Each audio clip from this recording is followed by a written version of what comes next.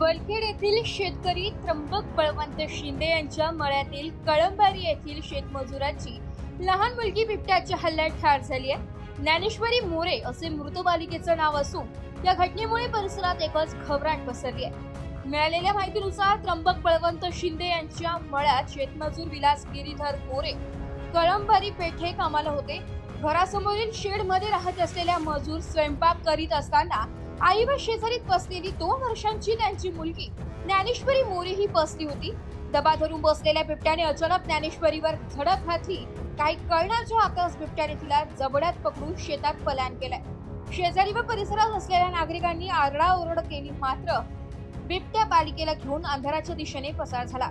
घटनेची माहिती मिळताच वन विभाग आणि पोलीस यंत्रणेने तातडीने घटनास्थळी धाव घेतली आहे। गावकरी जमले, सर्वजणांनी शोध घेतला, मोहीम राबवली। रात्री 9 वाजेच्या सुमारास शेजारील शेतकरी रामभाऊ सजन बोंबले यांच्या पेरूच्या बागेत मुलीचा धडा वेगळा छिन्न विच्छिन्न अवस्थेत मृतदेह आढळून आलाय। बिबट्याच्या हल्ल्यात मृत्यू पावलेल्या ज्ञानेश्वरी शव उत्तरीय तपासणीसाठी दिंडोरीच्या ग्रामीण रुग्णालयात पाठवण्यात आले व त्यानंतर नातेवाईकांच्या ताब्यात घेऊन अंत्यसंस्कार करण्यात आलाय।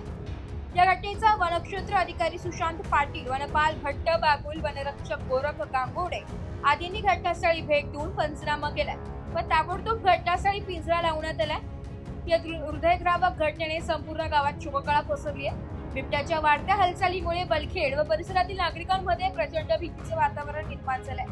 स्थानिक गावकऱ्यांचा संताप अनावर झाला असून प्रशासनाकडे तातडीने ठोस उपाययोजना करण्याची मागणी केली आहे। या घटनेमुळे संबंधित कुटुंबियांवर दुःखाचा डोंगर कोसळला असून संपूर्ण परिसरात हळहळ व्यक्त केली जाते।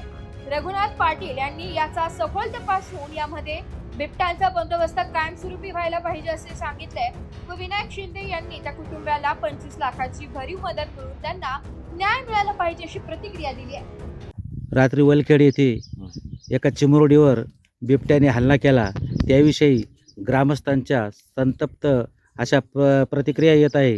त्याबद्दल रघुनाथ पाटील हे आपली प्रतिक्रिया व्यक्त करत आहे। रात्री या ठिकाणी आमच्या येथील श्री त्र्यंबक बळवंत शिंदे यांच्या शेतामध्ये जे शेतमजूर काम करतात, त्यांची मुलगी रात्री 7:30च्या दरम्यान बिबट्यानं अचानक उचलून नेली। अतिशय दुर्दैवी घटना आहे। आमच्या गावामध्ये आजपर्यंत जनावरांवर हल्ला करण्यात आला होता, पण मुलांवर किंवा असं याच्यावर कुठल्याही पद्धतीचा हल्ला होत नव्हता आजपर्यंत, पण अतिशय दुर्दैवी घटना घडली। आम्ही सर्व वलखेड ग्रामस्थ या दुःखामध्ये सामील आहोत।